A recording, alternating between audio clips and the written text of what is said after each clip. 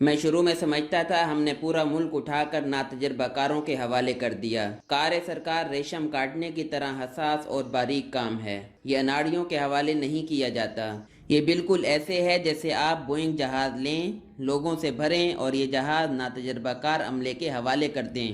یہ پائلٹ کی بھی پہلی فلائٹ ہو اور انجینئر، ایئر ہوسٹس اور سٹیورڈز نے بھی پہلی بار جہاز میں قدم رکھا ہو۔ یہ ظلم، یہ زیادتی ہے۔ وہ رکے، لمبا سانس لیا اور دیر تک خالی سڑک کو دیکھتے رہے۔ ہم رات کے پچھلے پہر واک کر رہے تھے، سڑکیں سنسان اور شہر ویران تھا۔ ہم نے منہ پر ماسک چڑھائے ہوئے تھے، ہاتھوں پر دستانے تھے اور ہم ایک دوسرے سے 6 فٹ کے فاصلے پر چل رہے تھے۔ ہماری کوشش تھی ہم ایک دوسرے کی طرف منہ کر کے بھی بات نہ کریں۔ قرنطینہ واک اور ورزش کرنے والے لوگوں کے لیے بہت بڑی سزا ہے۔ ان کا انگ انگ نشیوں کی طرح ٹوٹنے لگتا ہے۔ ہم بھی تقریباً پاگل ہو گئے تھے، لہذا ہم نے ڈاکٹر سے مشورہ کیا اور رات 12 بجے واک شروع کر دی۔ ہم روز 10-15 کلومیٹر چل لیتے ہیں۔ میرے ساتھی سینئر افسر ہیں، یہ 38 سال سے سرکار کے ملازم ہیں، سارا دن دفتر رہتے ہیں، شام کو کتابیں پڑھتے ہیں اور ہفتے میں ایک دن میرے ساتھ واک کرتے ہیں۔ واک کے دوران یہ میرے ساتھ ماضی اور آج کی کتابیں شیئر کرتے ہیں اور میں انہیں تازہ ترین فلموں اور ویڈیوز کے بارے میں بتاتا ہوں۔ ہم ایک دوسرے کے ساتھ آیات کا ترجمہ بھی شیئر کرتے ہیں۔ یہ اس دوران میرے ساتھ کوئی سرکاری راز شیئر نہیں کرتے اور میں ان سے سیاسی گفتگو نہیں کرتا، لیکن کل رات یہ شاید اندر سے بری طرح پکے ہوئے تھے، چنانچہ یہ خود ہی بول پڑے۔ یہ بولتے چلے گئے اور میں خاموشی سے سنتا رہا۔ ان کا کہنا تھا، میں شروع میں سمجھتا تھا یہ ملک کے ساتھ زیادتی ہے، لیکن پھر مجھے محسوس ہونے لگا یہ ملک کے خلاف سازش ہے۔ آپ کسی بھی ملک کو تباہ کرنا چاہتے ہیں تو آپ وہ ملک ناتجربہ کاروں کے حوالے کر دیں۔ 1000 سال پرانی ریاست چند برسوں میں زمین بوس ہو جائے گی۔ رومن امپائر ہو، پرشین ہو یا پھر گریکس ہوں، یہ تمام سولائزیشن ناتجربہ کار حکمرانوں کے ہاتھوں تباہ ہوئیں۔ چنانچہ مجھے محسوس ہونے لگا کہ دنیا کی واحد اسلامی جوہری طاقت کے خلاف سازش ہے۔ ملک بیٹھ جائے گا اور ہم ملک بچانے کے لیے ہر قسم کے کمپرومائز پر مجبور ہو جائیں گے۔ ہمارے پاس IMF، ورلڈ بینک اور FATF کی بات ماننے کے سوا کوئی دوسرا آپشن نہیں ہوگا۔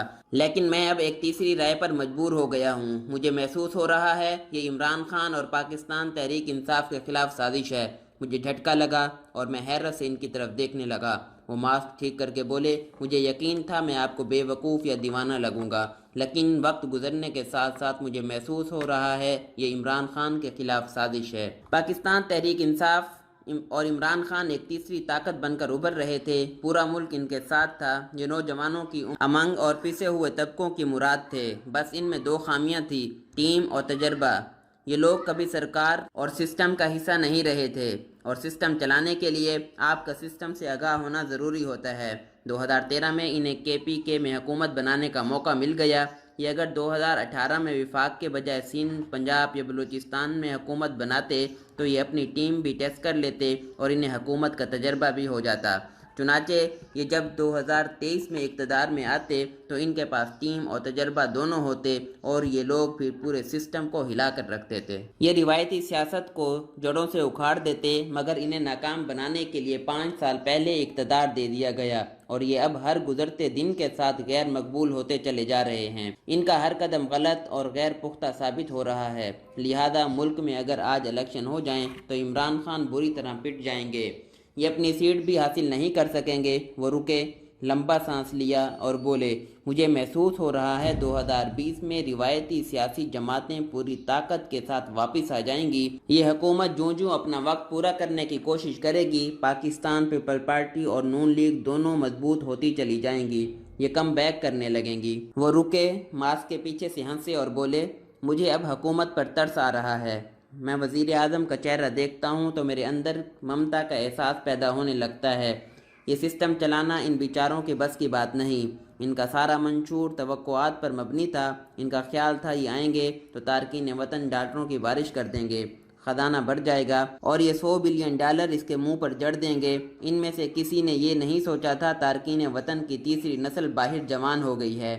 پاکستان اب ان کا ملک نہیں رہا، وہ اس ملک میں کیوں پیسہ بھجوائیں گے؟ ان کا خیال تھا عمران خان پوری دنیا میں پاپولر ہیں، جس عالمی لیڈر کے سامنے بیٹھیں گے یہ اسے قائل کر لیں گے۔ ان میں سے کوئی نہیں جانتا تھا ملک شخصیات سے بالا تر ہوتے ہیں، یہ صرف اور صرف اپنا مفاد دیکھتے ہیں۔ یہ اگر شخصیات سے متاثر ہوتے تو Bill Gates, Warren Buffett, Jeff Bezos, Tom Cruise, Anthony Hopkins اور سچن ٹنڈولکر جیسے لوگ پوری دنیا کو آگے لگا لیتے، اور ان کا خیال تھا ہم قوم کو ساتھ لے کر چلیں گے اور ہمارے ٹائیگر پورا سسٹم بدل دیں گے۔ مگر ان میں سے کوئی نہیں جانتا تھا پرانا سسٹم بدلنے کے لیے نیا سسٹم بنانا پڑتا ہے، اور نیا سسٹم بنانا بچوں کا کھیل نہیں ہوتا۔ ہم 72 برسوں میں اپنا آئین ٹھیک نہیں کر سکے، ہمیں ہر سال 2 سال بعد اس میں بھی ترمیم کرنا پڑ جاتی ہے۔ ہم 47 برسوں میں آئین میں 26 ترامیم کر چکے ہیں، جبکہ امریکہ کا آئین 1789 میں بنا تھا اور اس میں 231 برسوں میں صرف 27 ترامیم ہوئیں۔ یہ 2 برسوں میں ڈھنگ کا وزیر قانون تلاش نہیں کر سکے،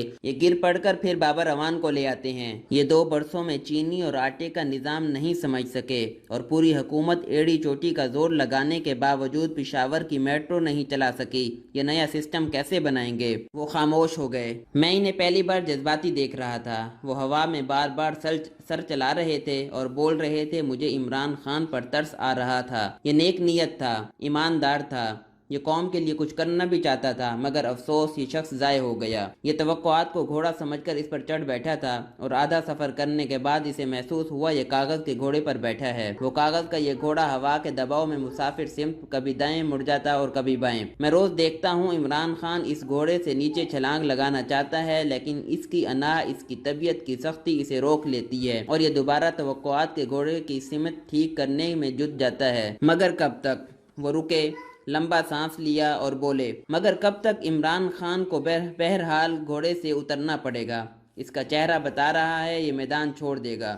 وہ رکے، ان کے اندر سے آہ نکلی۔ وہ بولے، مجھے یقین ہو رہا ہے یہ عمران خان اور پاکستان تحریک انصاف کے خلاف سازش تھی۔ روایتی سیاسی جماعتوں اور 200 سال پرانے سسٹم نے عوام کی امیدوں کو انڈے کے اندر ہی کچل دیا، پھر کچا توڑ کر ضائع کر دیا۔ وہ خاموش ہو گئے۔ سڑک پر سناٹے اور کورونا کے خوف کے سوا کچھ نہیں تھا، اور اس کچھ نہیں میں 2 سائے آہستہ آہستہ چل رہے تھے، حکومت کی طرح بے سمت اور مایوس۔